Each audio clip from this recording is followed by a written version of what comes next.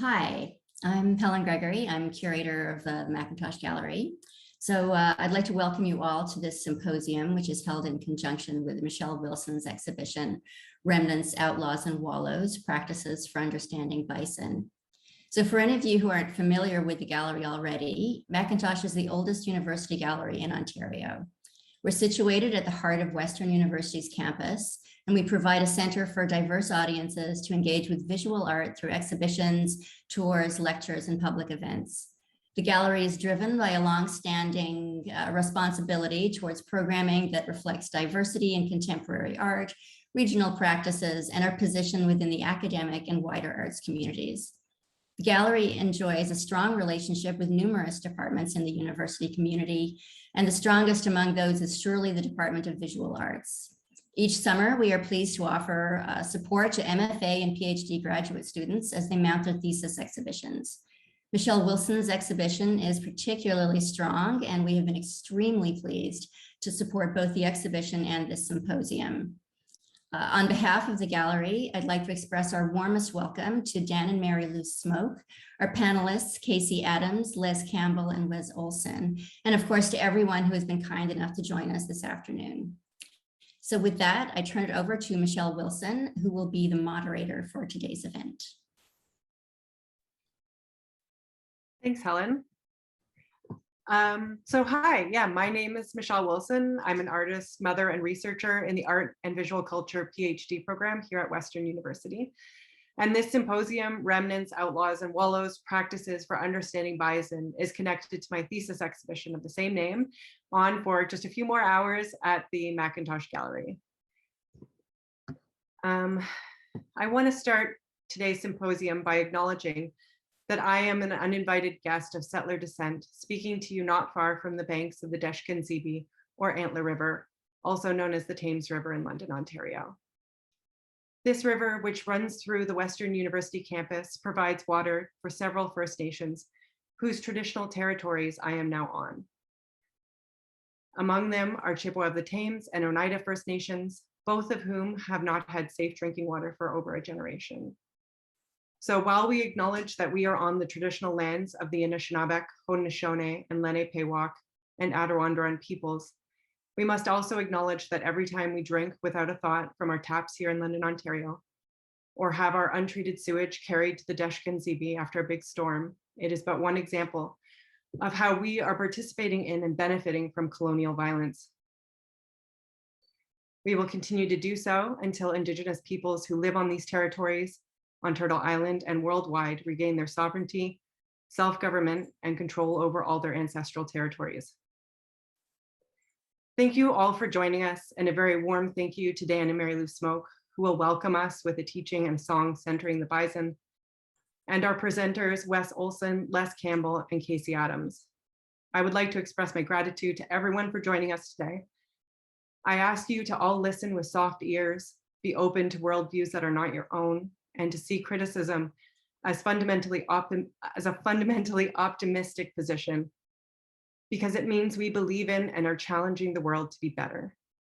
If you have any questions for our guests, please put them in our Q&A, and we will be happy to address them after the presentations. With that, I'd like to turn things over to the wisdom and guidance of Dan and Mary Lou Smoke, an exceptional couple based in London, Ontario, who we are blessed to have as teachers, activists, writers, and broadcasters in our community. Mary Lou is an Ojibwe Nation and Bear Clan member, originally from Blind River, Ontario. She's an incredibly gifted musician. Dan is a member of the Seneca Nation of the Iroquois Confederacy and is originally from Six Nations of the Grand River Territory. He is a member of the Killdeer Clan and a lifetime member of the Onondaga Longhouse. Thank you and welcome, Dan and Mary Lou.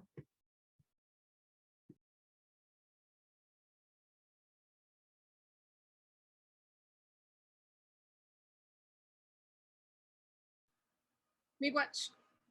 We appreciate being asked. We're very honored to share some of the teachings that we've learned throughout our lifetime. Most of that time we have been walking together. We've been married 44 years. We just celebrated last month on August 13th, but we lived together for 5 years before that. So we're almost together 50 years. And through that time, we have been sitting with the elders and we have been absorbing the teachings. So what we share is not what we learned by watching a movie or a documentary or reading a book. We went out to the elders and we sat with them. We chopped wood, we cooked meals, we served them, and we sat with them and we listened to what they had to say. And so that's what we're sharing today. I really, really am happy that you mentioned about the water situation in this area, because it is so important. The non-native people came to this land and they put our people on little parcels of land that they didn't want. They thought that it was unfarmable, it was unlivable, so they put us there, but we managed to survive. And now they're trying to give us water that they don't want. People have to realize that this is our home, this planet. We can't go to another planet to live. So we have to take care of the water, and we have to make sure that there is clean water for the next 7 generations yet to come. Not just for my children and grandchildren, but for your grandchildren and children as well. We have to teach them those teachings. And that's why Dan and I share so openly, because in order for those things to happen, those teachings have to be taught. So we're going to sing this song called The Water Song. And then after that, Dan will introduce himself, but I'll tell you who I am. When we greet one another, we say bonjour. So bonjour. Bonjour. Asanyanas Koya and Dajanakas, Makwa Dodan, Batchwanabe Dunjaba. My spirit name is Shooting Star Woman. I'm Bear Clan and originally come from Batchwanabe, Ontario, where I was conceived. I was just born in Blind River because it was convenient at the time, but I was raised in Batchwana. And I went to school. I moved to Toronto when I was 15, and then that's where I met Dan. So we have been walking together all these decades, and we sing together, we do everything together, we work together, we have a radio show that we've done together for 31 years. We worked for CTV Chum for 20 years. We're journalists. You know, we had one old antique computer where I typed during the day and he wrote at night. And so we became syndicated columnists in the 90s, you know, so we did everything together. And even in ceremony, when we go to sweat lodges, we always sit beside each other. And usually they have the men sit on one side and the women on the other side. Well, when we were going to the ceremonies, they would always ask Dan to sit in the western door because he is a Seneca and they are keepers of the western door. So I discovered early that if I was the first woman to go in, then I could be sitting beside the western doorkeeper. So we did our ceremonies together. And then when we started doing our own ceremonies, and we both sat at the front door and we both sat beside each other, sharing the responsibilities. So our life has been very harmonious together. And so we also sing together. And so we're going to teach you this song, the Water Song. It's really simple to learn. And if you can't remember it, you can go to YouTube and key in my name, Mary Lou Smoke. It is there. And so we want you to teach this song to somebody who's young and tell them about the importance of the water. And then there will be a test because we are going to run into you someplace. And you're going to have to sing a song, the verse for us, okay? I'll find you.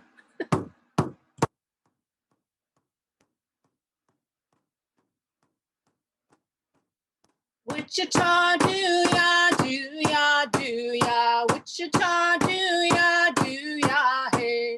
Wichita do ya, Wichita do ya, hey. Hey ya, Chinaya, hey ya, hey ya. Hey ya, Chinaya, hey ya, hey. Hey ya, Chinaya, hey ya, hey ya. Hey ya, Chinaya. Hey, hey. Now that's pretty simple, right? So give it a try. Wichita do ya, Wichita do ya, hey. Wichita do ya, Wichita do ya, hey. Hey ya, Chinaya, hey ya, hey ya. Hey ya, Chinaya, hey ya, hey.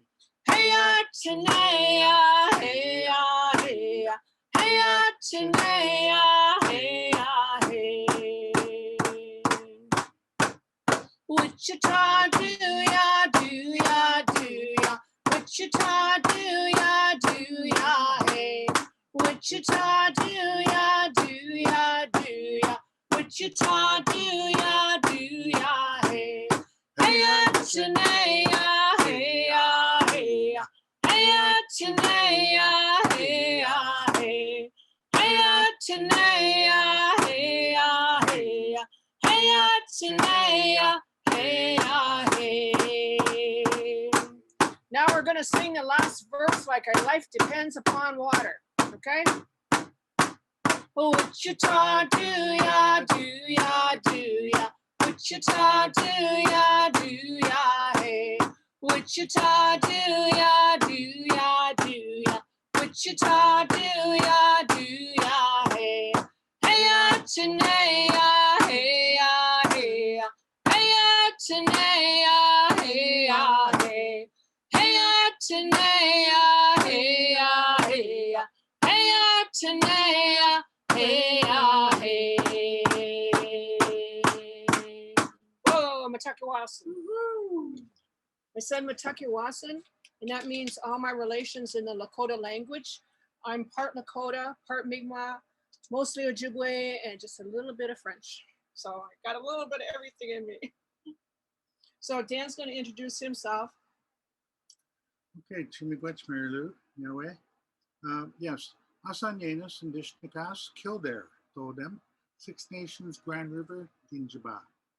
So my spirit name is Asanyanas, member of the Seneca Nation, member of the Kildare clan, and as Michelle said, I'm a member of the Onondaga Longhouse where we got married. So I'd just like to say Chimigwech Nyawek to both Michelle and I think it was Elaine. Helen, yeah, for that opening words of welcome. And I'd just like to say, Michelle, that your words about the Haudenosaunee, the Oneida Oneonta settlement, the Chippewas, Anishinaabe of the Thames, and the Lenape people. You know, it's so wrong that they don't have potable drinking water. Yet London, which is not too far away, we have a pipeline going into Lake Huron, and we have a pipeline going into Lake Erie, and that's where we get our drinking water. So you'd think that they would be able to take one of those pipelines and join up the pipeline out to them. If it was for oil, they could do it. The government. Well, yeah, I mean, it could be done. It could be done, yes. Anyways, yes, I just want to say that, yeah, Mary Louise, those words about the water, very good. Yeah, you sang that song at the Harborfront Planet Indigenous back in 2004, and you just happened to be recorded. So it's good that you're still on YouTube with all those hits. Yes, and I just want to say, I received this tobacco from Michelle. And this tobacco to us means a lot, because it's with the tobacco that when the Sky Woman came to our people, she had tobacco in her left hand and strawberry seeds in her right hand. But she said that whenever we want to ask for help, whenever we want to ask for permission, and whenever we want to give thanks, we always offer the tobacco. So it's a very good protocol that Michelle has extended to us, and we appreciate that very, very much. So I'd just like to say just a very, very brief acknowledgement of the Thanksgiving address. Nêhiyaw, Sagwandizo, Saniyo, Esquatahas, Kikontanwa, Wahase, Jawise Rodakwa, Oskada Nagohas, Woyada Nahas. Grandfather, grandmother, here are sacred thoughts, here are sacred prayers as we give greetings, give thanks to this beautiful, beautiful Wanislio, this beautiful day that we've been blessed with.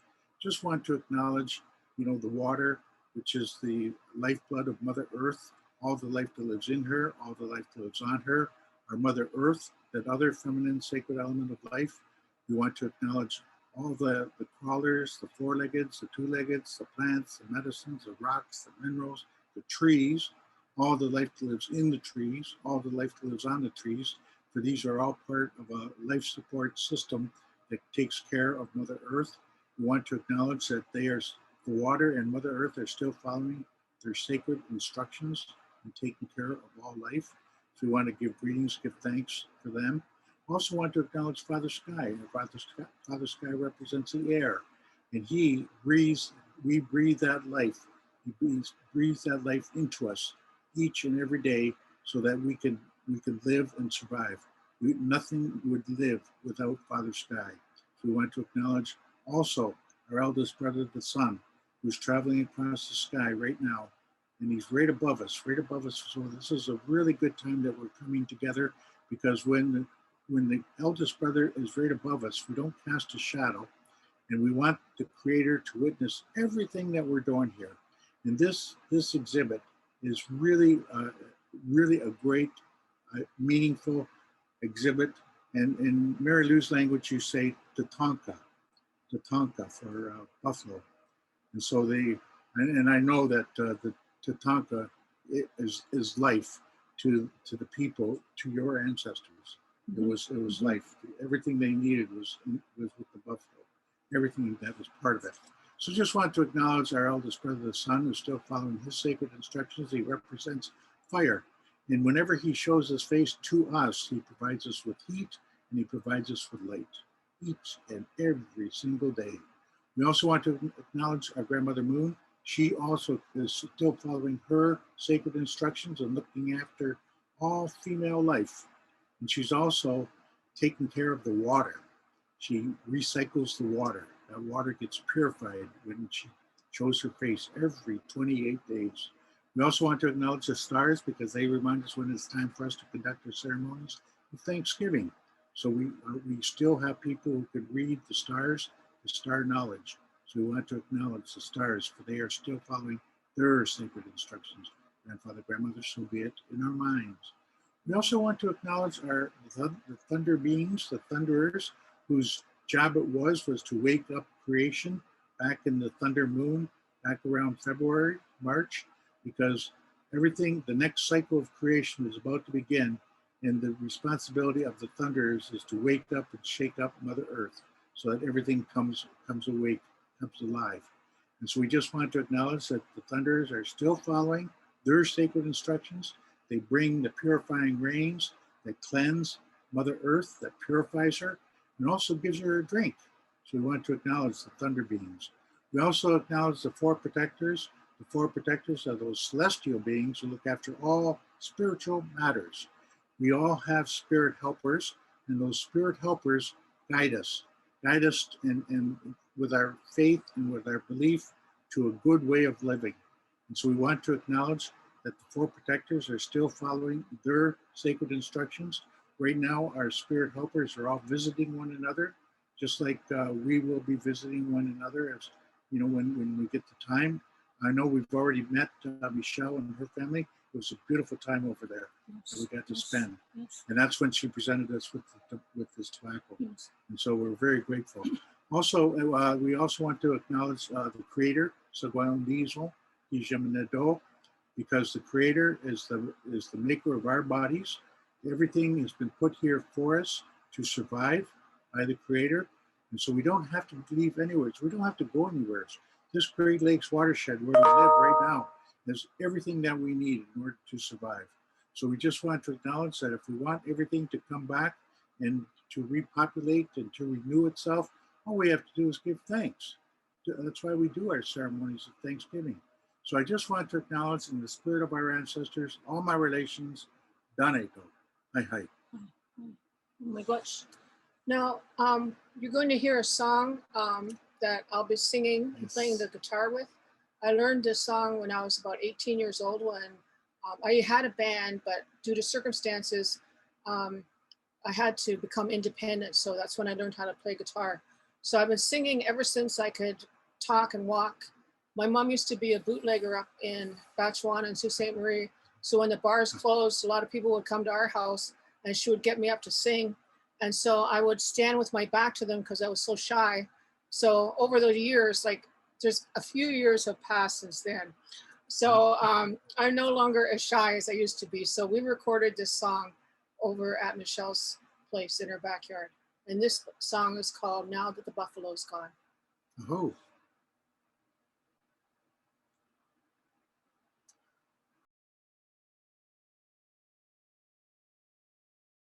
Can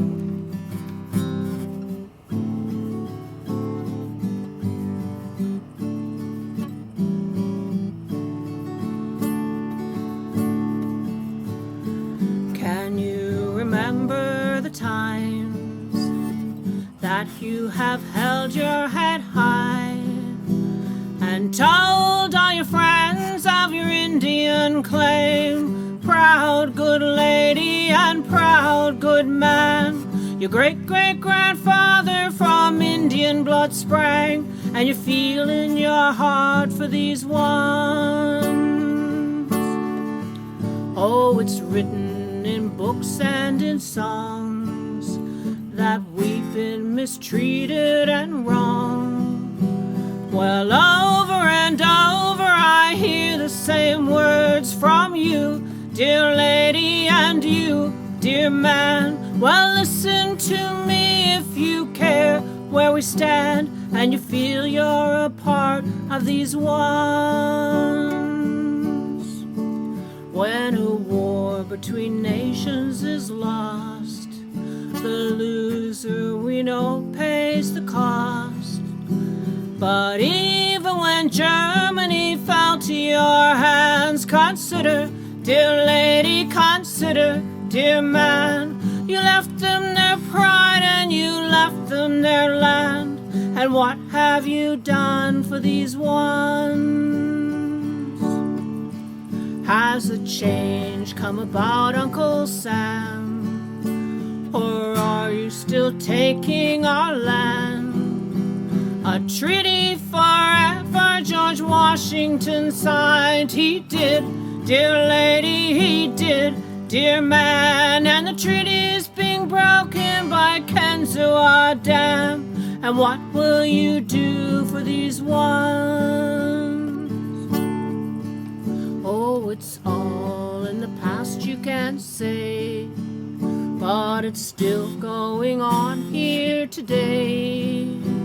The government now wants the Iroquois land, that of the Seneca and the Cheyenne. It's here and it's now, you must help us, dear man, now that the buffalo's gone.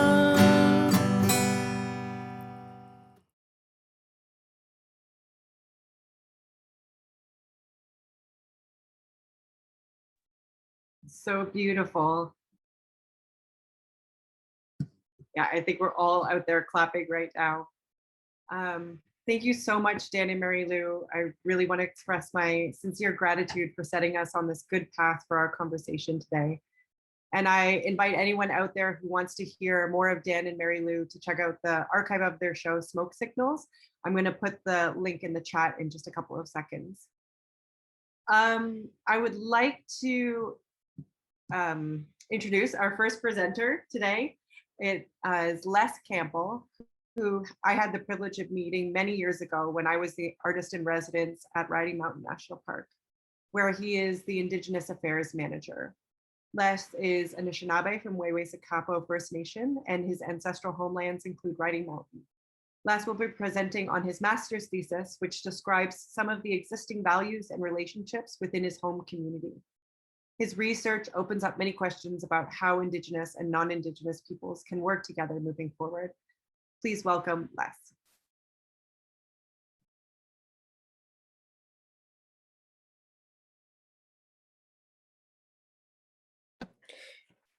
Welcome, thank you. Yeah, no, I have a bit of a script to follow here. I've been have had some time to prepare for this, and always still to the last minute changing things and trying to get it right. So, but I do want to say, introduce myself here. So, Ogimak and New Indigenous. My name is Les Campbell. I'm here in the heart of Riding Mountain, in the heart of Treaty 2, where I'm at the crossroads where Nishnabe is from Nishnabe from Treaties 2, 4, and 1. They share a common ancestry and connection to this land here and the waters here at Wajawin, which is how the people from Wew'suwet'en refer to Riding Mountain. before it was called Riding Mountain. So you may have heard of Riding Mountain National Park before, or the Fort Dauphin Hills. I recommend taking an opportunity to Google it if you can. It's something that you can actually see from space. It's a fairly large national park. It's about 3,000 square kilometers. It's a bit of a green jewel in the midst of prairie lands, and it's full of aspen parkland here. It's where the grassland fescues meet basically the boreal forest. So it's a pretty cool spot. So I am a Nishnabe, a member from Wew'suwet'en First Nation. They are successors to the Treaty 4 adhesions, but they also have connections to both Treaties 2 and 1. And this is a 150th year anniversary of the Treaties 1 and 2. In a couple of years, we'll be celebrating the 150th of the Treaty 4 and the Treaty 4 adhesions. I too bear some Scottish and French ancestry from my dad's side, who comes from New Brunswick. And they really stem from a lot of the early settlers that got chased out of Boston. And I'm not too sure about the French side, but I do know they come from Quebec. It's part of me, it's who I am, and I do embrace that part of my ancestry, but I'm really proud to be here from Wew'suwet'en and to have the opportunity to work in my homelands in this capacity to protect the mountains and the waters here. I do want to thank you, Michelle, for inviting me here to share parts of my story with you and the guests here. So before we go forward, I do want to clarify that, again, that Wajawin means the mountains. And one of the things that is kind of funny is to me, it's funny to me, I'm a dad. I live in Onanol, which is literally a dad joke. It is, they built a post office on a knoll, and I live in a mountain in the prairies. So it's a really unique feature here. So it's really it's a unique landscape feature in the midst of the prairies. They call it the Manitoba Escarpment. There are about 4 hills that run from the Dakotas all the way up to the Porcupine Hills north of us here, about 300, 400 kilometers north of us. And it's a fascinating place geographically and geologically, but also has an importance to Nishnabe. And it also reminds me a lot of our Nanabush stories about where, when we talk about Turtle Island, and the stories I've heard from not only my community, but across up north, west coast, of different flood stories, and the story of that turtle and that little critter going down and getting that mud, sacrificing himself and creating Turtle Island. It's really cool. I feel like I'm smack dab in the middle of the continent. It's bad career choice for a surfer, but it's one that I value and appreciate because it allows me to connect with my family. So for the time's sake here, I'll be moving us through three slides. The first one is to talk about the elements of the thesis that I did with my home community of Wew'suwet'en. There's an element in there I wanted to dig deeper into, and that's about my lived experiences and the personal observations, because they help provide a bit of a context as well for the thesis. And then I want to bring it back to a practical example of how that change can happen, specifically around bison here at Riding Mountain. And I guess full disclosure is that even though I am at the park office, it's, as you can tell, it's pretty sterile behind me. I do want to just acknowledge that I'm presenting this today as a Nishnabe from my community. And I do work for Parks Canada, but I'm not here representing them today because I do value, and I made a conscious decision to do this for me and my community and help bring their voices and perspectives forward. Okay, so I'm just playing with my buttons here. Let's see.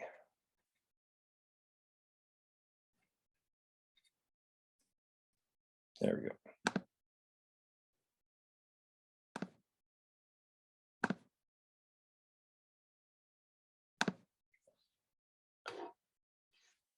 All right.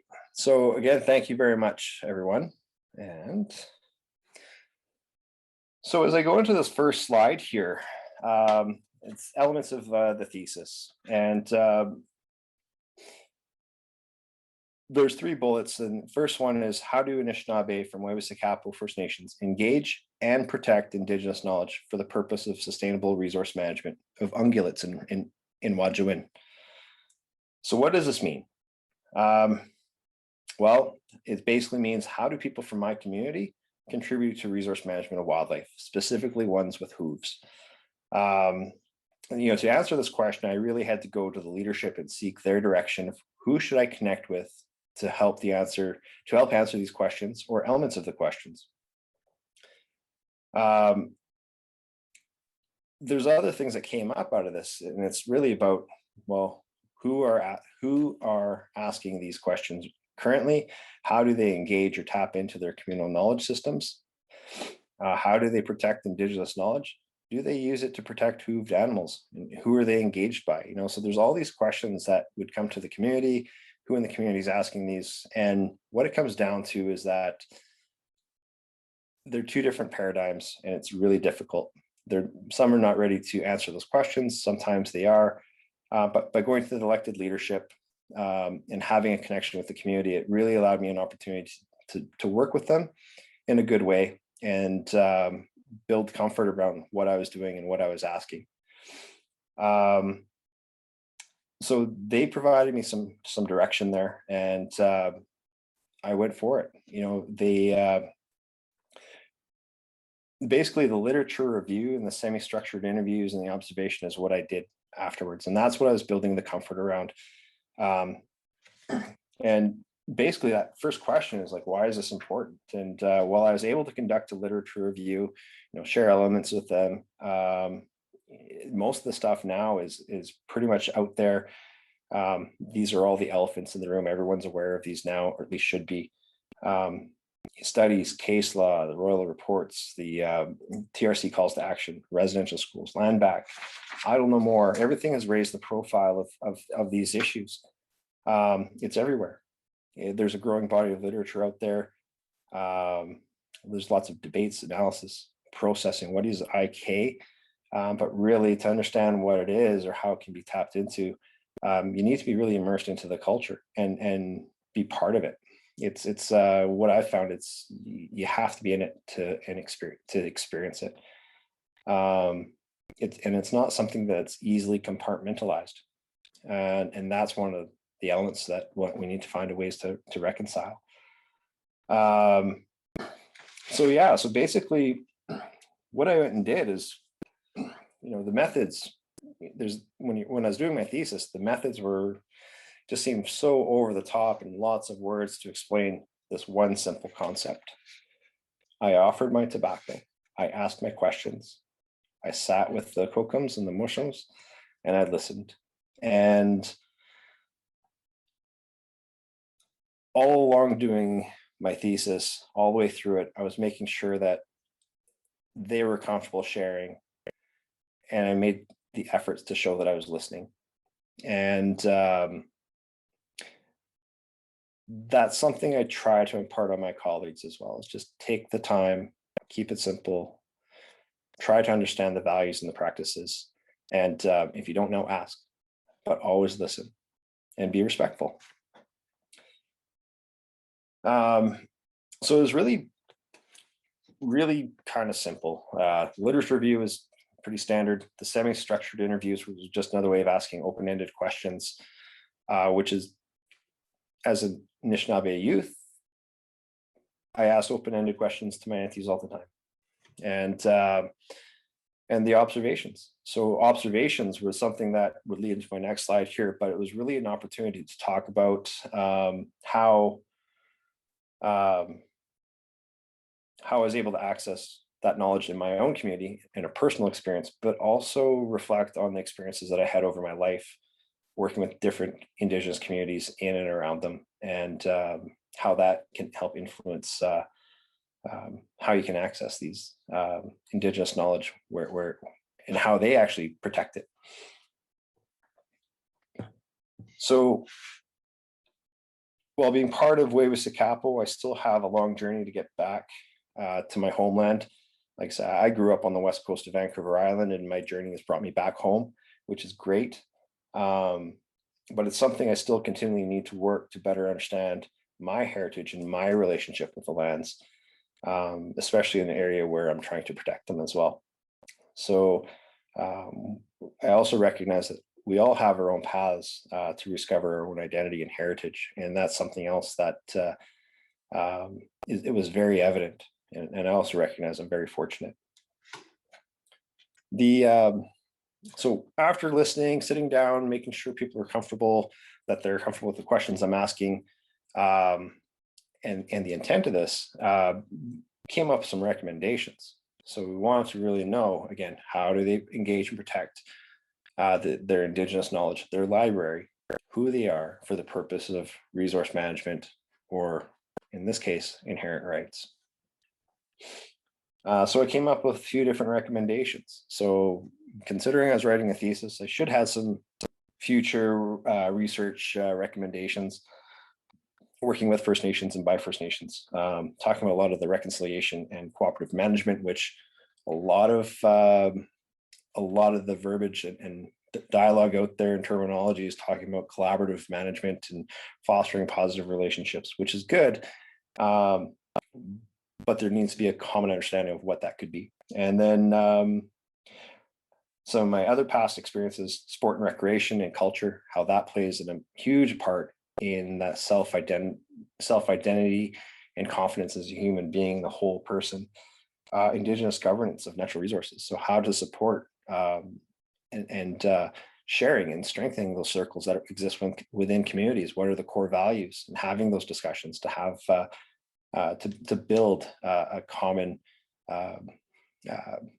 objective or understanding of how they can tap into this and be able to mobilize it when they get asked, or be part of future decision-making processes.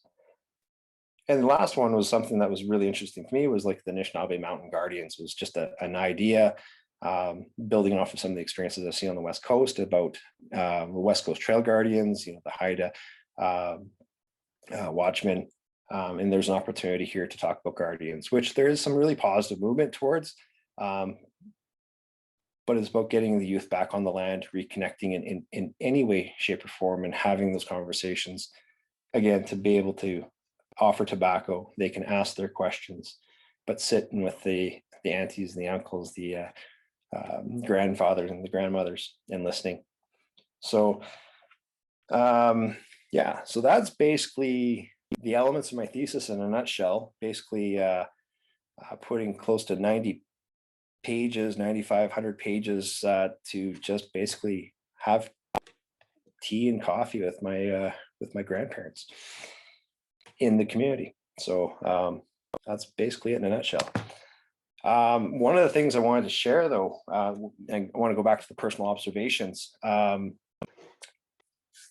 So what I have listed here are a few of the experiences I've had growing up, and growing up, I'm still talking like I'm really young, but I'm always learning. So this, bear with me here. So my mother was from Wewissekapo. She went to Sandy Bay and the residential school there, as with many of my family members. And some never came home. And one of the things that she always referred to residential school as was boarding school. Is just, we went to boarding school, we had to go to boarding school. And as I got older, I had an opportunity to work at Kakwas Family Development Center, which is a place to help families heal. And it was actually the site of a former Christie residential school. And this was very interesting because there's this great facility that was around there. They're doing good things. I was working with David Frank from Howsett, who's one of their healers out there, and I was helping with the fires and the sweat lodges, and that was amazing. It really opened my eyes. But I always found it odd that when I went to the gymnasium there was pictures of the priests, and it just seemed really odd. And that's where it really piqued my curiosity, and I started asking more questions. Well, what are these residential schools?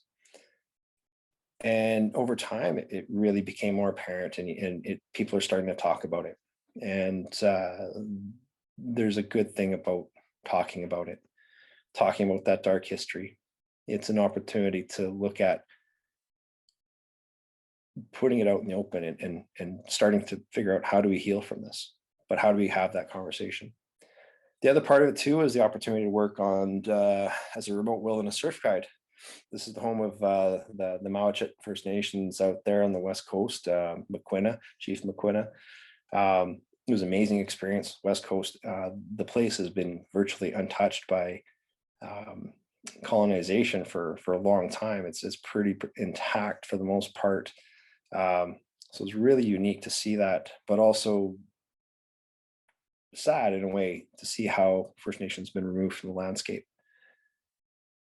Where I come up with the, where I've seen a lot of opportunities was to work with the mental health and focus on the confidence in youth, and the Aboriginal Sport and Rec in BC when I was working there was a great example of what can be done, and seeing the value of youth getting together and learning sports and competing and having that platform. That confidence is contagious. I was able to work in Bella Coola with the Nêhiyaw First Nations, work on an outdoor ed program there for a semester, develop a bit of a curriculum for them to adopt if they wished.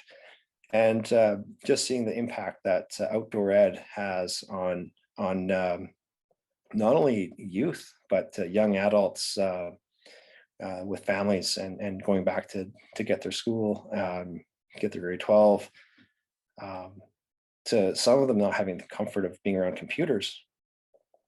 But when you start bringing culture into it, how they just came alive. They started blooming when they're able to talk about their culture, which was amazing. The other part of this too, in my journey, is working Parks Canada.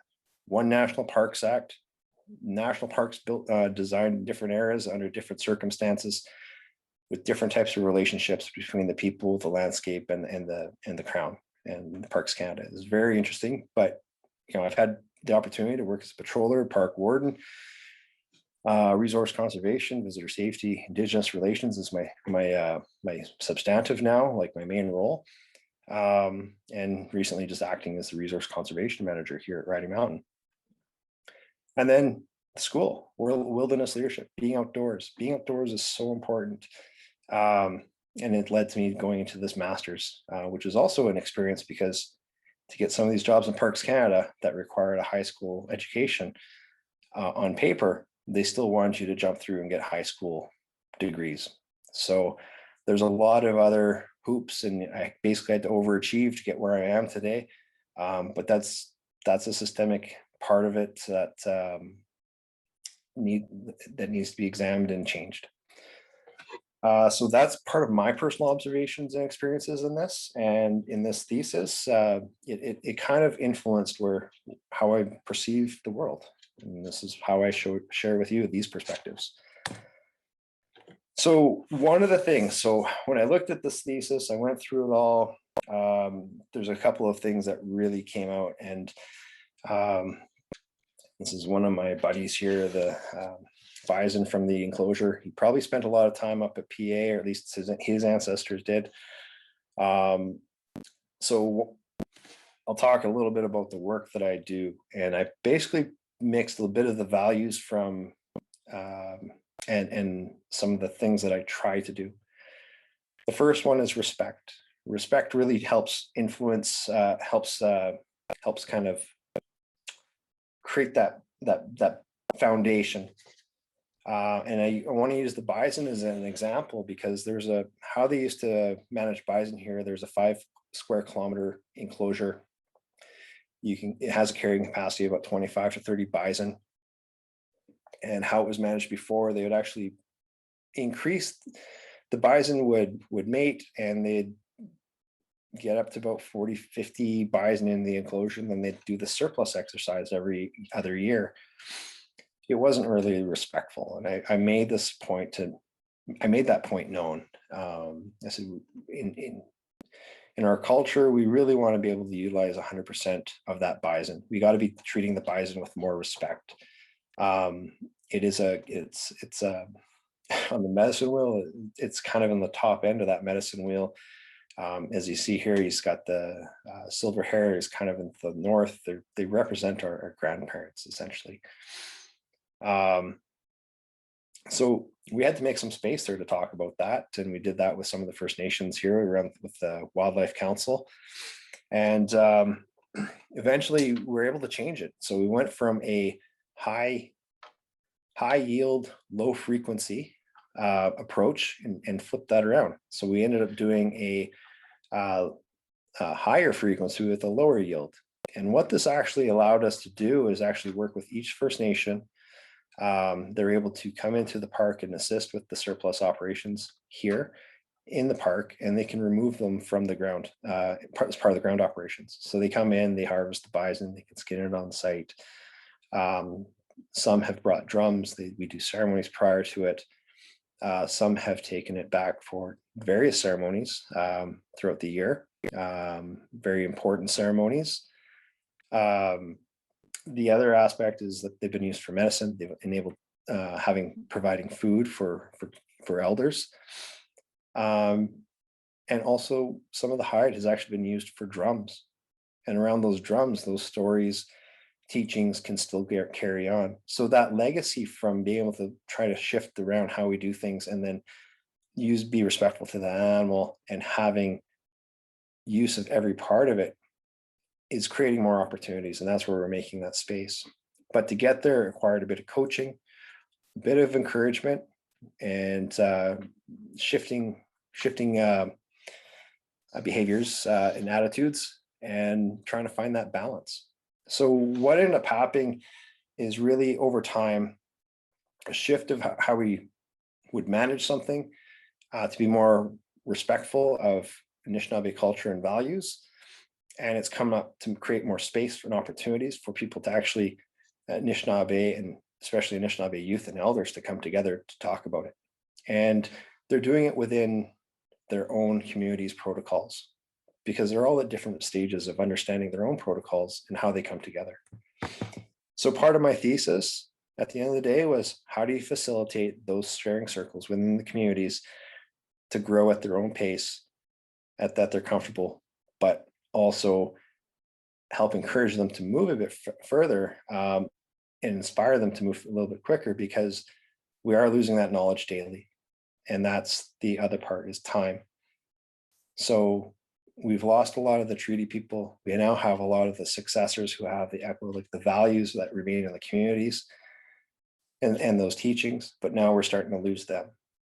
And things like residential school really hurt how our old teachings and stories. And now we're going to have people in my community and other communities around here where they're going to be leaning on filling the gaps and not having connection to those old teachings. And they're going to be missing the context because they've been removed from the landscape for so long. So there is an opportunity through what I say is Wajawin, the park that's here, that's protected, the languages, the teachings. There's opportunities to reconnect and heal those gaps in those stories and those teachings. And it'd be lovely to work there one day, and maybe this will be my life's work eventually, but maybe one day we'll be able to connect a lot of those stories of Nishnabe and those values and start bringing them back together and bringing them back onto the landscape. But we got to get the youth there. So anyways, that's it from my time. You guys can have this presentation here afterwards, but I do want to thank the Chief and Council for supporting me in my thesis.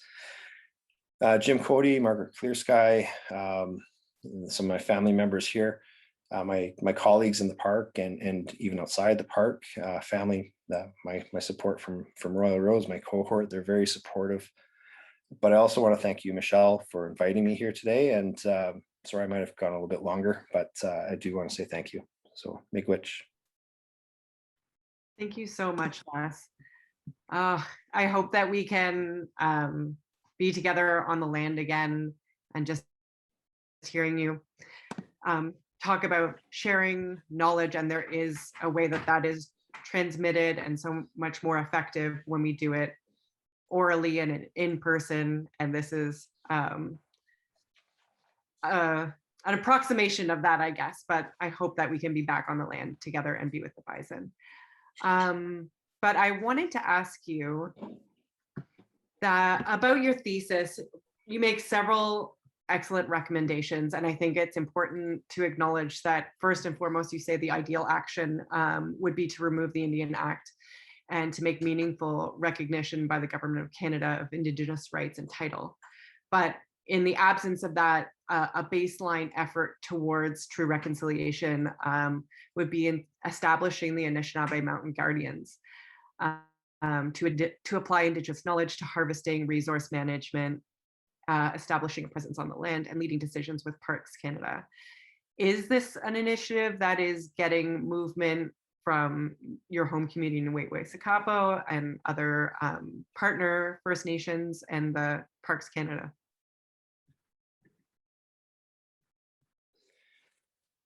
So within my community, there's a few things that are happening that are occurring without me pushing them, because there is leadership within the community.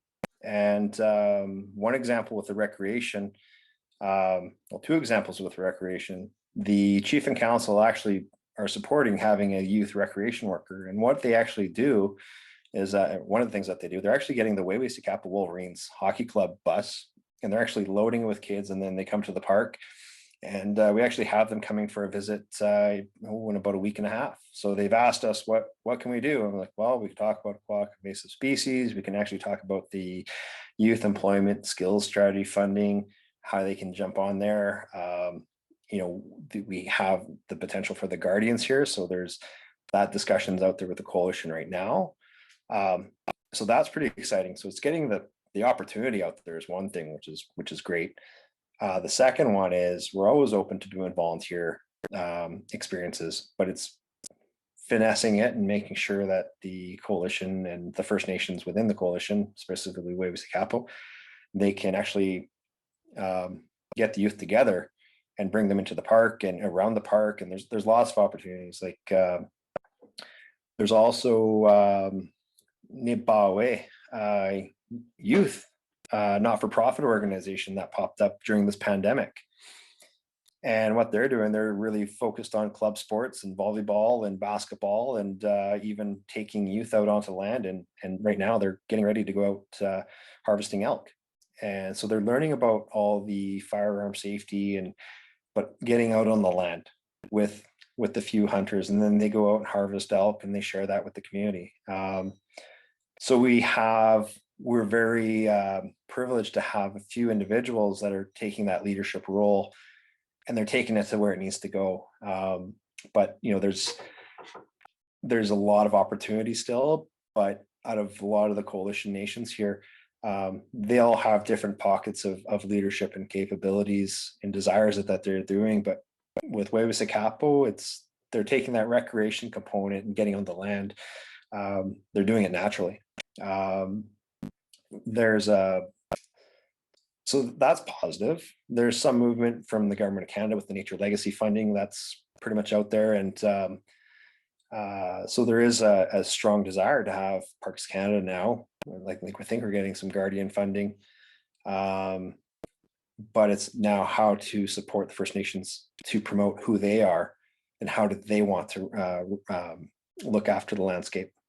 And then how do they want to have their decisions recognized as well?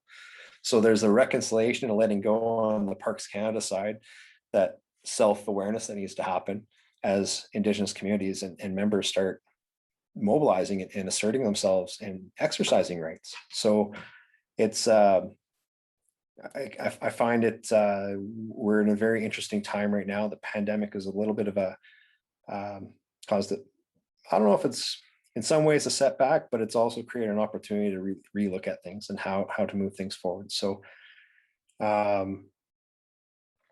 it's really interesting.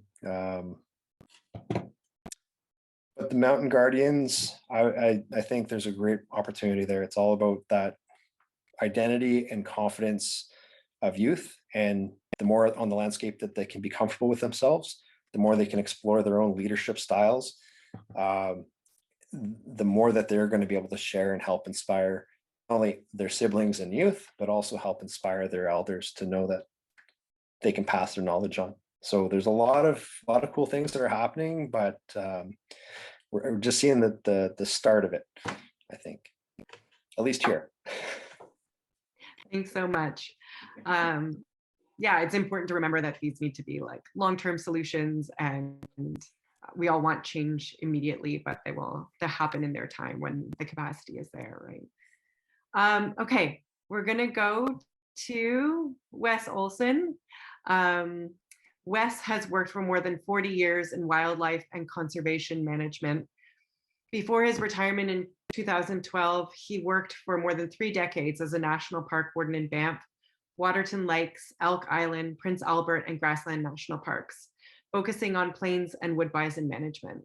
Wes is also an absolutely gifted artist and writer whose books and essays allow us a glimpse through the eyes of someone who has spent a lifetime observing and taking seriously bison's lives, communication, and relationships. I'd like to welcome Wes.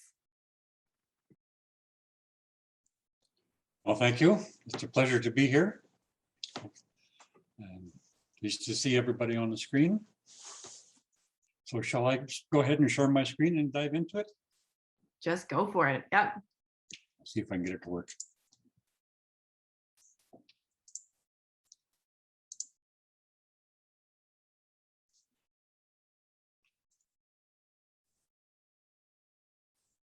There we go. How does that look on your screen? Excellent. So yes, thanks for the invitation, Michelle. It's a real treat to be here. Finally meet you sort of in person.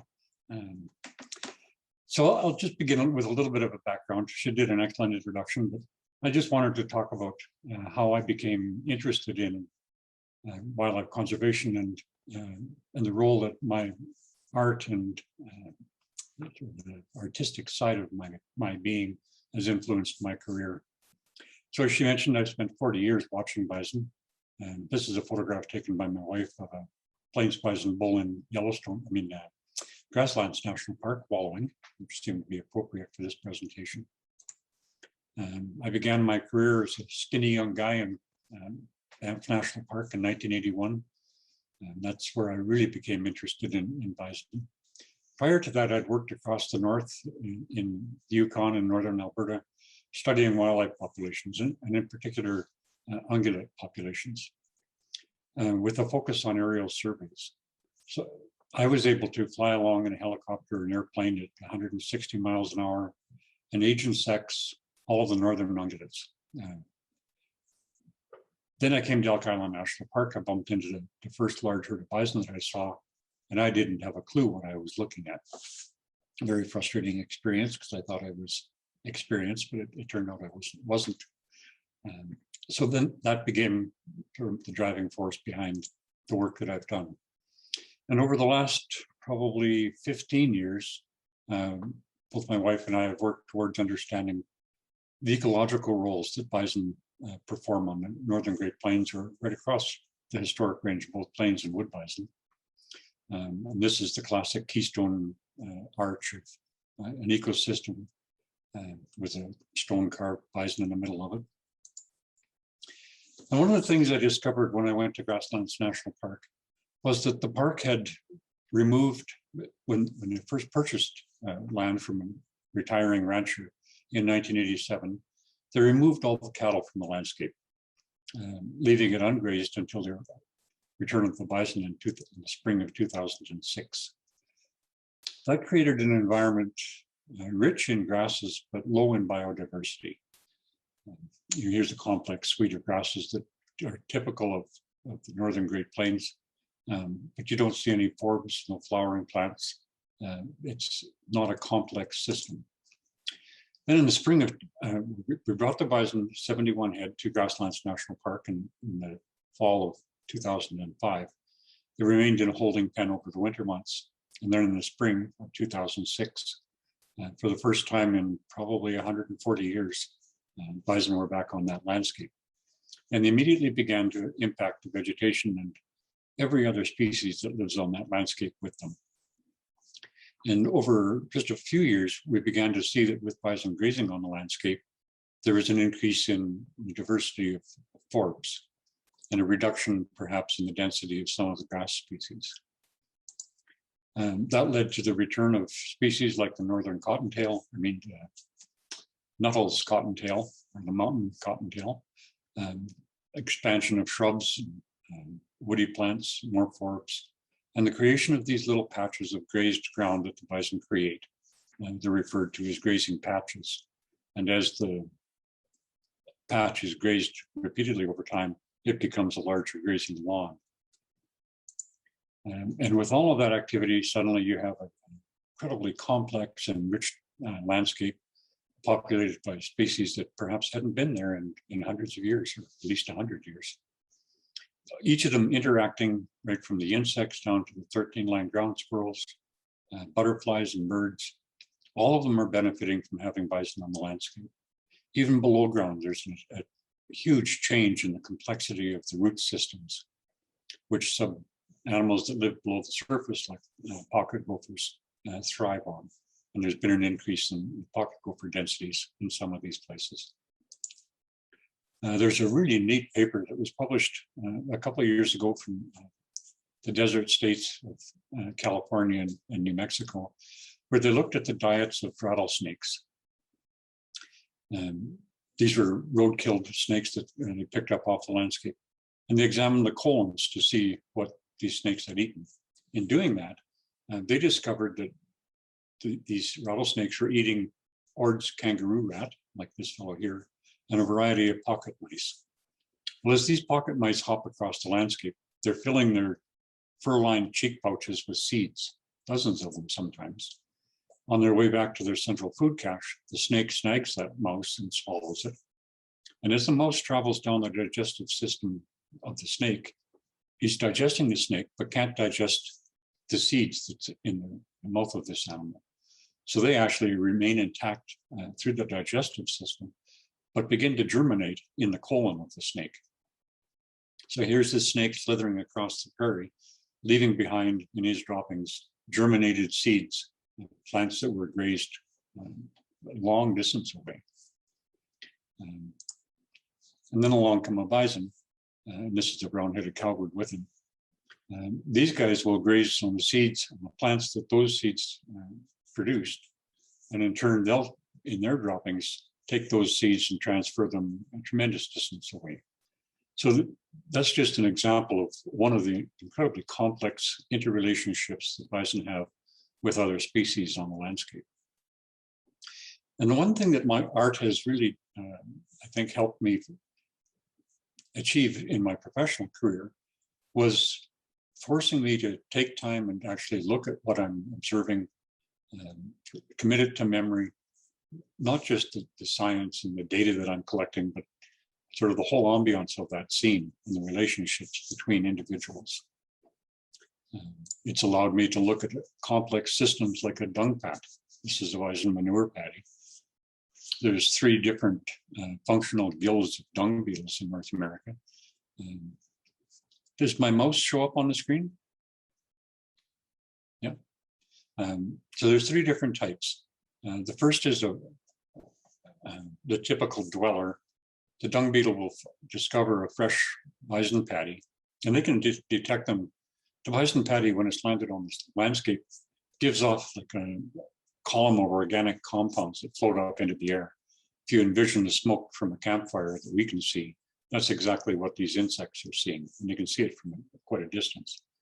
So the dung beetles will arrive here. They can fly. They splat into the paddy, and almost immediately the females begin laying 1 egg within a brood ball inside the paddy. They'll reproduce, or they'll do their whole life cycle in there, and then they emerge and do their adult thing. The next group are the tunnelers, the ones that burrow down through the bison paddy, excavate a deep trench or deep burrow, sometimes 18 to 20 centimeters deep underground, where she'll lay, again, 1 little brood ball of bison poo, 1 egg. Sometimes they'll be in a cluster. There's actually 3 different types of tunneling dung beetles, and this is how they do their tunnels. And then there's the fluid type, the classic dung beetle that rolls a ball of dung across the landscape, the one we always see typically of a female on her front legs and rolling the ball with her back legs. She'll take that little ball of manure with 1 egg in it and either bury it directly just below the soil surface or sometimes up in the vegetation canopy, where the eggs will later hatch and move up on their own. Historically, prior to the extirpation of plains bison across North America, the typical bison patty like this would last for only about 3 days. And there were so many insects destroying that dung pat that it would just vanish, either be dispersed across the landscape or under it, and providing a huge volume of nutrition to the plants that depended on them. With the extirpation of plains bison across the Great Plains, there was no longer a dung pat landing on the landscape for probably 20 years before cattle began to reoccupy those or occupy those empty landscapes. That meant that all of the insects that depended upon bison dung vanished. They had no food left. And along with them went all of the insectivores, like this chestnut-collared longspur, for example. These guys are insect dependent, and when you remove vast quantities of insects, it has a hugely negative impact. So one of the things that in my career as a park warden we're trying to do is reestablish the deposition of bison patties on the landscape and reestablish all of these linkages. This is a long-billed curlew, another endangered species in Canada, just about to nail one of these guys. So when you tie all that together, it really creates a rich and diverse landscape. And that landscape, of course, included people. For thousands of years, Native people were on the landscape, moving with the seasons and with the bison herds, living in bison hide teepees. They were as integral component of that ecosystem as were the dung beetles and the long-billed curlews, just another living organism on that landscape. And the disservice done to Native peoples through the slaughter of bison and all the stuff that's come along behind is one of my driving forces now to help reestablish links between First Nations and bison. So I write bison management plans, for example, for the Kainai, the blood reserve in Alberta. I wrote the bison management plan for Waniskewan Heritage Park in Saskatchewan. And about half an hour after I'm done here, I'm giving a presentation to the Willow Lake Métis community in Northern Alberta. So Native people and their role, their interrelationships with bison and with the landscape has played a large part of my recent career. And I have to give a thank you at the end of the presentation here to Dr. Leroy Littlebear, one of the Blackfoot elders. When Banff National Park decided to reintroduce bison into the backcountry there, I had the opportunity to, my wife and I rode into the backcountry with Carson Hewer, the fellow who was tasked with reestablishing the bison population. We selected the site, scoped it all out, and then in the fall of 2016, Leroy had the opportunity to fly into the backcountry, and we landed at a Warden cabin where, over the years, I'd sat on this rock, the lichen-covered rock, had my lunch there, tied my horse up to a rock or to a tree next to it. But it was only when Leroy was there, he was wandering around, soaking up the atmosphere, and he came running over to me with this exuberant look on his face, holding up his cell phone camera, saying, "Look, Wes, it's a bison." And from the angle that he stood, this is exactly what we saw. This bedded bison laying there covered in lichens, been there for centuries. And it brought to mind bringing bison back to this landscape. So we have this ephemeral, recently arrived bison, rubbing one that's been there for centuries. It really brought home to me the fact that this place had bison, needed bison, and we must bring them back. So I was in Banff the day that the bison arrived there, and I babysat them for the first couple months to make sure that they habituated to the landscape nicely. I've participated in bison reintroductions all across northern Canada, Alaska, even into central Siberia. And in every one of those cases, it felt like I was taking bison from their home to a strange place. For the first time in all of those translocations, I felt like I was bringing bison to their home. It was a really odd sensation, but really powerful. This is in Alaska during wood bison translocation. Don't do this at home. All the warnings you see on TV. These animals were from a translocation that we did into the southwestern Yukon back in the early 80s. They fairly quickly moved, and a bunch of them ended up on the Alaska Highway and causing vehicle accidents, major issues.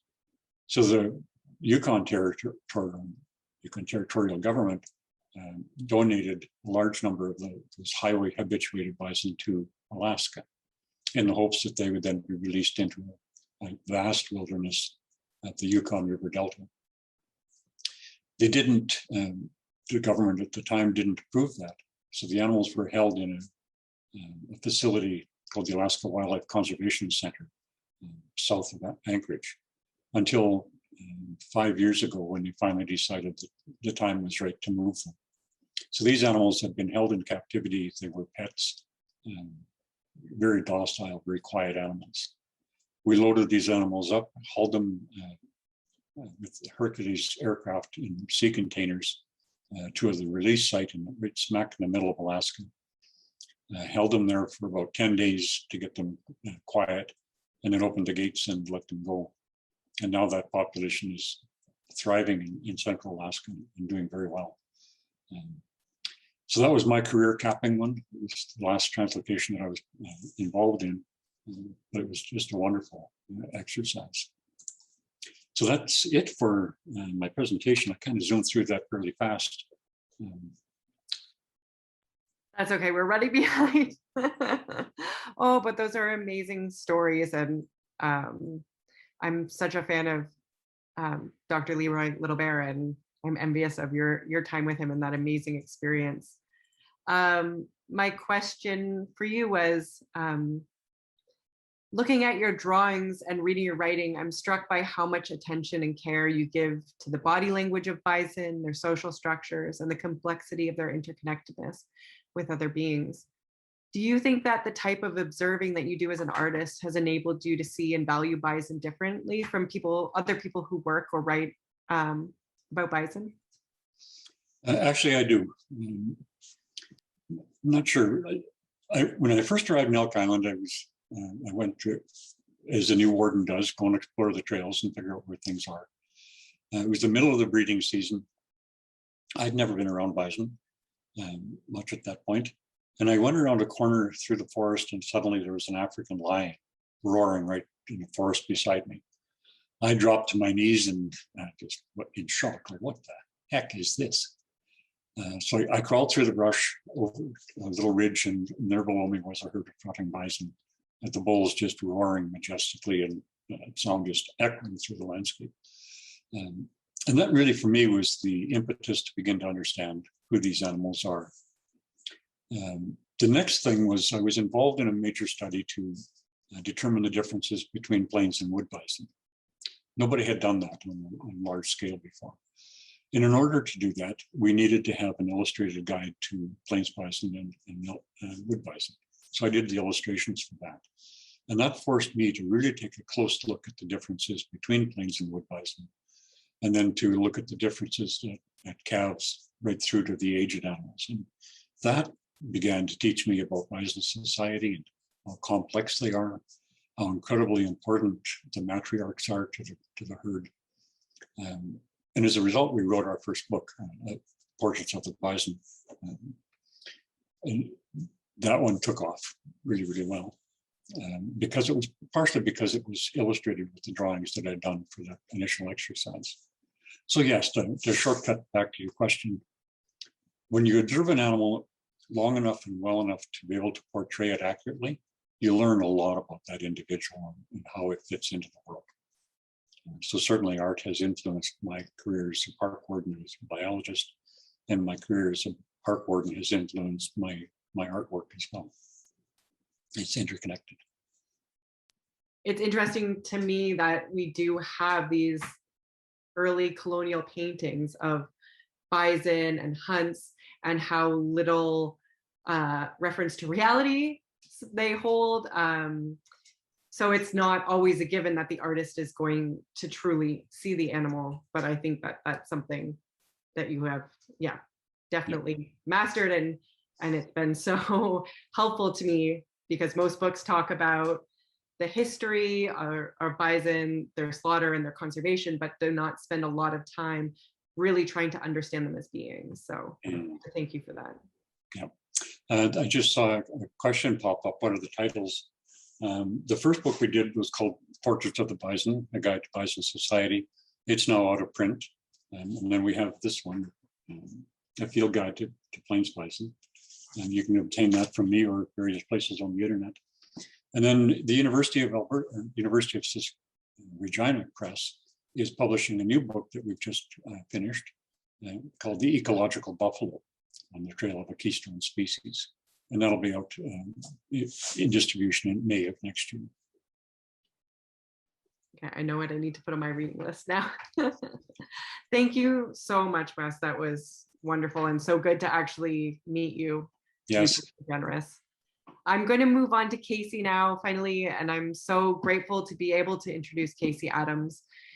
We met many years ago when we both worked at Art City in Winnipeg, and more recently we reconnected to work together on a performance for the exhibition that this symposium is connected to. Casey has gifted me with so many teachings around clay and water recently. She is an artist, educator, activist, mentor, and mother. She is of Nêhiyaw, Anishinaabe, and British descent, and is based in Winnipeg, Manitoba. She specializes in social activist art, and her focus is on the dynamic relationship between nature, the living, and technology progress. Thank you, and welcome, Casey. Tansei, Mino Takasin, Kapapam Mepimanat Mikasuiskoyo, Nitisinakason.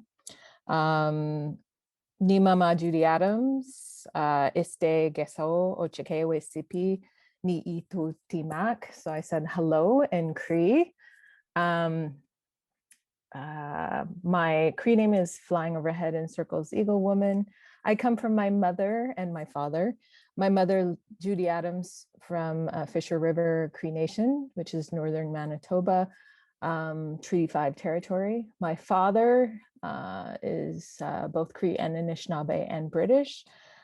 He comes from Peguis First Nation, which is where I'm residing right now. So I'm just going to share my screen right now and talk about my research that I'm working on right now. And let's play slideshow. Okay, so lately I've been doing a lot of land-based research. I call it reclaiming my culture and spirit through art. I like to tell people that basically the first part of my life, I grew up in a colonial structure, learned through the public school system, what everyone else across Canada was being taught. My father was part of the military, so we had a very specific Canadian sort of upbringing. And the second half of my life, I started to recognize that I can't really know where I'm going until I understand where I come from. And that meant getting to know my culture, even though my dad was very proud of it, my mom wasn't. So there was a lot of shame and fear attached to my culture. So I'm the first in my family who have actively gone out and met with elders and go to ceremony. And I've been slowly bringing my family along with me. And they've been really excited about what I've been bringing to them. So I just want to acknowledge my parents and the land that I come from.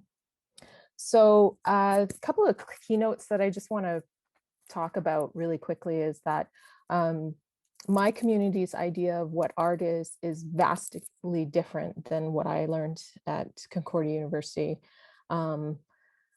Art is essential. Art, in many ways, especially the spiritual objects, it's considered animate in Cree and Anishinaabe language.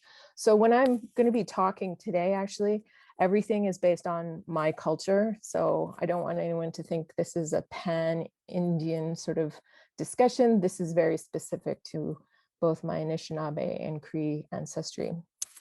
Also, art represents relationships between not only community, but also the animals. My brothers and sisters, the animals that walk on the earth, the spirits from up above, and the spirits below. And also art really talks about that connection to land and water, where you come from. And art really is about talking about who you are as a person. So I'd like to share a story that comes from The Spirit Sings. It's based on an account by Samuel Hearn back in, I believe, the summer of 1770. Two Dene women were captured by the Crees and brought to their community, and they traveled several hundreds of kilometers. And one of the Cree women decided that she wanted to escape. So with an awl, some sinew, and some leather, she escaped into the night. And it was a year later, I think it was February 1771, that he came across her little dwelling. And within that dwelling, he found that not only was she surviving, but she was thriving. And that not only did she have provisions for herself, but she was also making these beautiful objects. And that struck him as odd. And that sort of reinforces this idea that art had to be created. And oftentimes we put it on our bodies, either tattooing or the clothing that we wore, or the spiritual objects like the pipe, the medicine bags. All of those materials were communicating to the spirits and the ancestors for help. And that is our church, basically. That is our way of being spiritual, is through our art practice. So everyone who is an artist, I like to think of everybody in my community as an artist because it was essential to their survival. So this is a piece I did with clay a long time ago that was responding to a report that said 50% of Indigenous people around the world have type 2 diabetes, and that doesn't include people who are pre-diabetic like myself. My mother and my father are both diagnosed. My father is amputated because of diabetes. These are called the gifts, and within it I put flour, sugar, lard, milk, and salt into these pieces. If you want to see any of my work, you can just go onto my website and you can see that. This is also another clay piece that I did. It talks about us as, it talks about, actually this is kind of like a self-portrait. It's birch bark and how important it is to my community and the ancestors. And if you notice, they're sitting on pedestals, which talks about my art world. That's where I kind of live as a professional artist, exist within, I should say. And within these sort of circles, you can see that they're birch bark biting designs in it. And in each birch bark biting has a corporate logo. So it talks about how I'm also part of the problem, consuming and destroying the planet. But also you'll notice that these trees don't have roots, they're cut off. So at that point in time, in 2014, I was still trying to figure out what my voice was and where I came from. So my people will sleep for 100 years, but when they wake, it will be the artists that give them their spirit back. So I like to show this quote because also it's really talking about how the artists are kind of leading the way, but really who are the artists? The Indigenous people in the community. So just want to talk a little briefly about like the research that I'm doing. I learned from Grant Goltz, and he took me out on the land and showed me how my ancestors created pottery. A lot of people don't know this, but in Manitoba, there's no one who is teaching this ancient technology, and it's a superior technology. So this is what I was learning from this experimental archaeologist, Grant Goltz. He's down in Minnesota, and I went to go visit him, and he showed me how to collect clay, how to build the vessels. He showed me his idea of how these vessels were created. And what I realized was absolutely how complex it was. If anyone's ever worked with commercial clay, you know how easy it is and how beautiful it is to work with. Well, the clay that my ancestors worked with was very difficult to work with, but extraordinary technology. It holds heat better than metal. It's non-stick. I can take it a boiling vessel away from the heat source and it will continue to boil, whereas with metal won't. Metal also burns your food unless you stir it, depending on what kind of, especially if you're outdoors and trying to cook with metal. The clay also holds food, like it holds the taste of many cooks. So every time you cook with it, it's flavoring your vessel even more. So the next time you use it, you get this beautiful flavor. So this is kind of the research that I've been doing, going around Manitoba, trying different clays. And what I'm doing is I'm teaching these methods to others. And on the left here, we have stinging nettle, which is what you use to make these bags. So I've been working with that as well. This is me holding an ancestral pot, an ancestral vessel, and you can see the big smile on my face. I'm ecstatic. So what we think about when we think about these clay vessels is that they're very rounded, almost like the swell of a belly of a pregnant woman. We like to refer to these as water vessels, just like you would refer to a woman as a water vessel as well. That's why women's responsibility is towards water, because we carry water when we're pregnant. On the inside, you can see those bumps. They look like the belly button of a pregnant woman.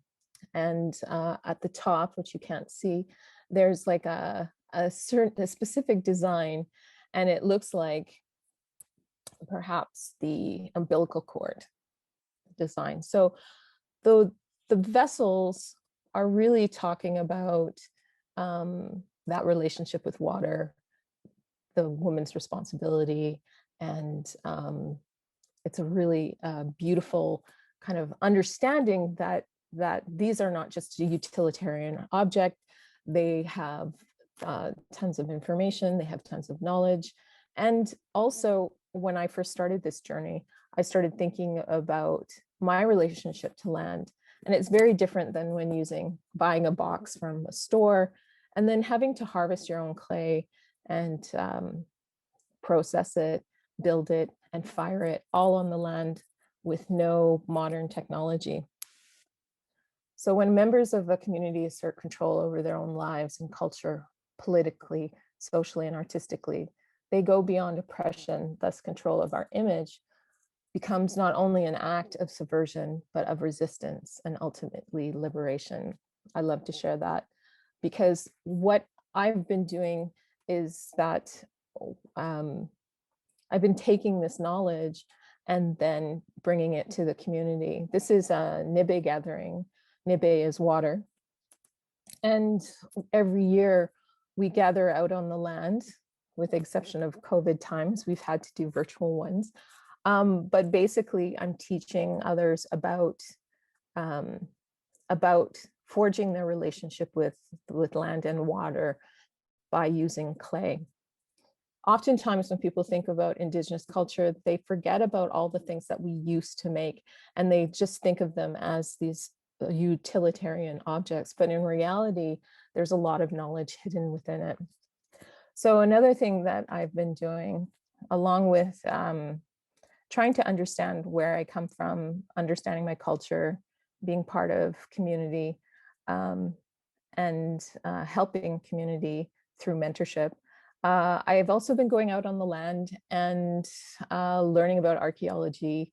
And this is the Brockington site, which is near the Saskatchewan, Manitoba, United States border. It's right in the corner of the province of Manitoba, the southwest corner.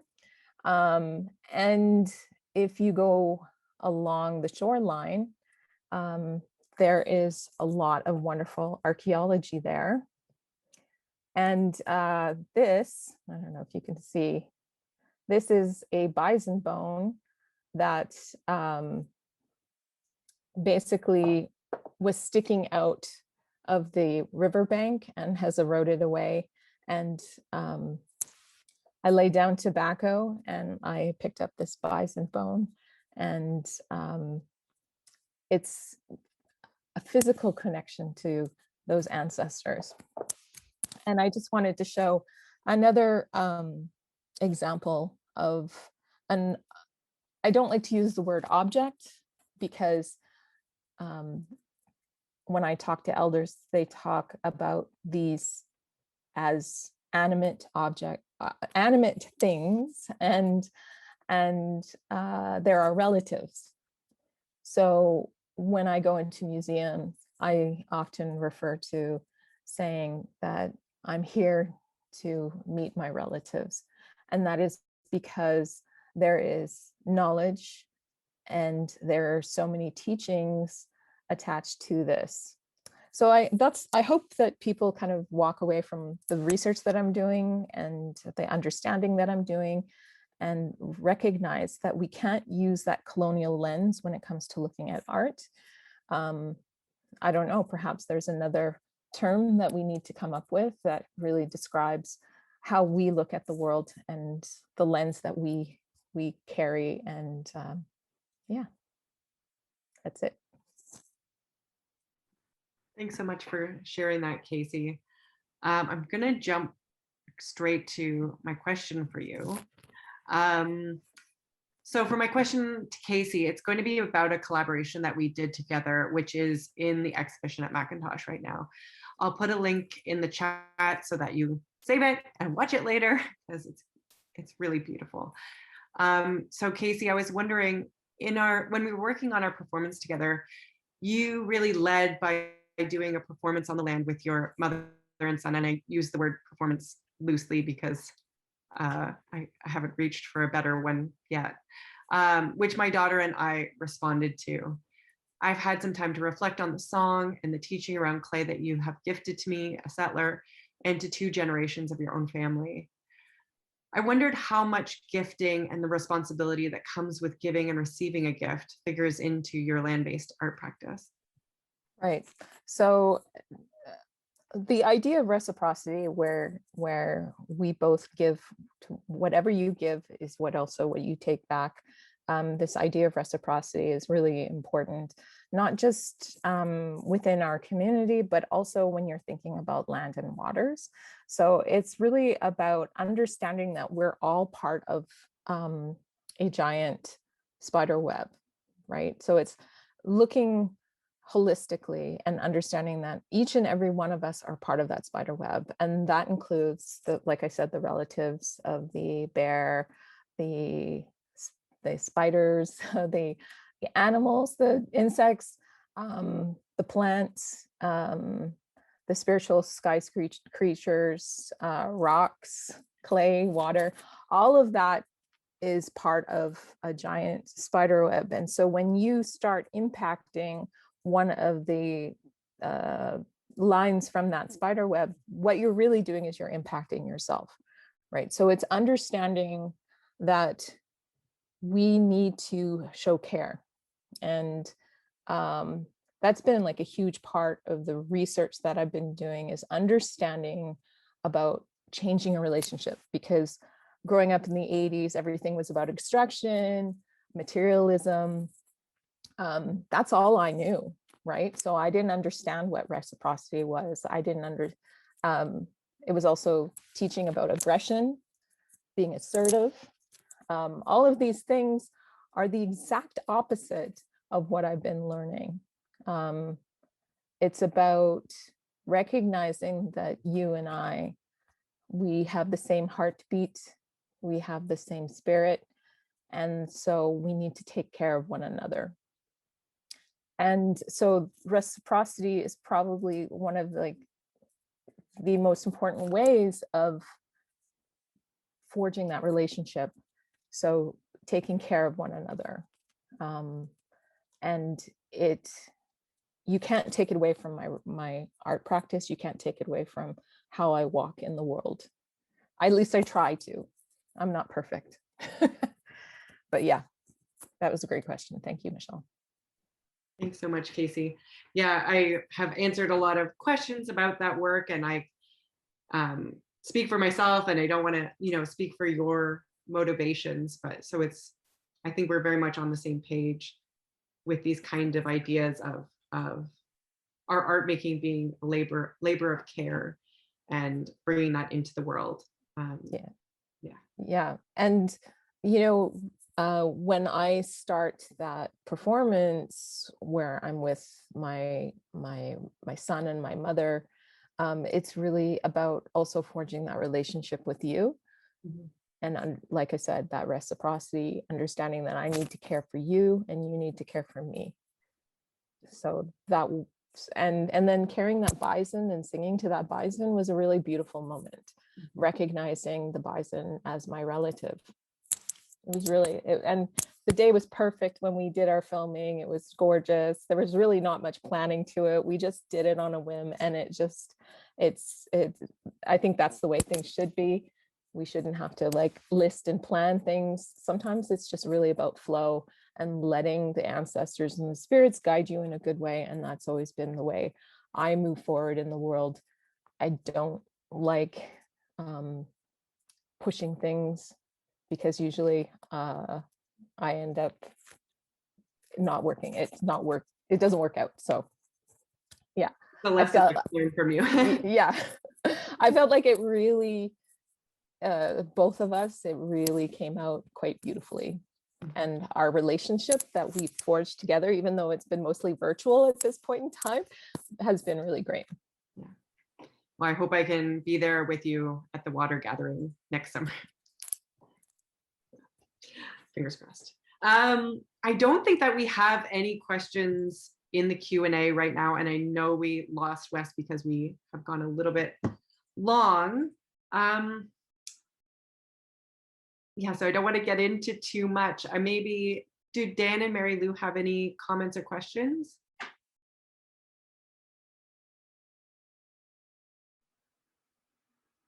Wow, I think it was just amazing to listen to everything that everybody shared, because you're looking at things through different perspectives, through the Nishnabe, Ungwaholi, other nations' eyes, not from colonial ways that they try to teach us in schools, And when you're talking about how, Casey, you were just talking about how some things didn't quite work, but the things that the unseen world wants to happen, they get involved and they make those things happen. And that's why we have a lot of success in the good things that we're doing, because we're doing them for the people, for our people. And so I think you all have to continue on, with your work and sharing and, just loving the work that you do. I think it's just beautiful. Yes, I concur with what Mary Lou just said. We've been subjected to a real staunch monoculture in this colonization that we haven't been able to escape from. And we never ate wheat. We never ate cows, never drank cow's milk. Everything, bison was part of our way of life. And at one point, there was probably I would say 80, 90 million buffalo, tatanka. And then the US government allowed sport hunting of the bison to effectively starve the Lakota people, which was genocide. And and so this is what we're living with. So when I see your exhibit, Michelle, I see everyone who participated. Everyone from Wes and Les and the one fellow who's the artist and has worked with the buffalo. I can see how the buffalo, they're like architects of a landscape, and it's amazing, and it's beautiful. That knowledge is not part of our working knowledge. That I think Wes was talking a little bit about how it has to come back, and it will be coming back. The young people are starting to get into earth-based activities, so it will probably come back when the buffalo return. So yeah, I think the buffalo are going to help restore us back to the original blood memory of our ancestors. I know even myself, I'm a Seneca. In Western New York State, Ohio, Illinois, Indiana, where that was some of the lands where we lived in, we had buffalo. And I didn't even know that until one of our elders was talking about how our people used to have buffalo that we would eat and that we would survive. We would live to survive on, just the same way that the Lakota did. I think the Lakota probably taught us, how to do that. But yeah, it's I think it's just great, Michelle, and everyone who's participated in this exhibit. I think it's great. Yeah. What's most important is that, it was kind of hard for us, and I'm sure for you too, to learn all that you know. And so we can make it easier for our kids to learn this. And so they're so smart now, like learning all those little gadgets and all that they'll be able to take that knowledge and expand it. And so it's going to be so beneficial for the future. So it really makes my heart feel warm. And I'm so happy to be a part of this gathering. Yes. I really am. Thank you very much for asking. Chi Miigwech. Thank you, Miigwech. And we're going to take you up on that challenge of learning the water song. I know my daughter Asa has learned Casey's Buffalo song from her performance. So you'll have to put her on the spot next time we meet. All right. Okay. Okay. So I think we're gonna stop there today. Thank you so much to Dan, Mary Lou, Wes, Les, and Casey. Close with a prayer. Would you like to close with a prayer? Okay, yes, that would be lovely. We have a prayer that we say that comes from the Lakota people, from Chief Yellowhawk. And it's a prayer that we use in this medicine wheel that we have here in London. It's a healing group that we started about 25 years ago. So this is how it goes.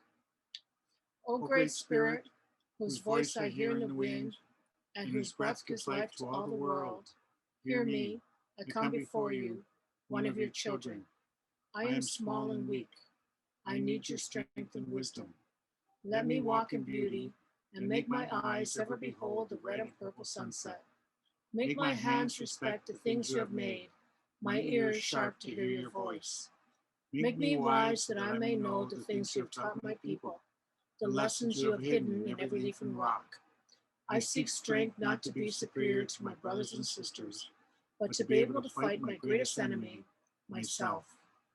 Make me ever ready to come to you with clean hands and straight eyes, so that when life fades with the fading sunset, my spirit may come to you without shame. All my relations, done. Thank you so much.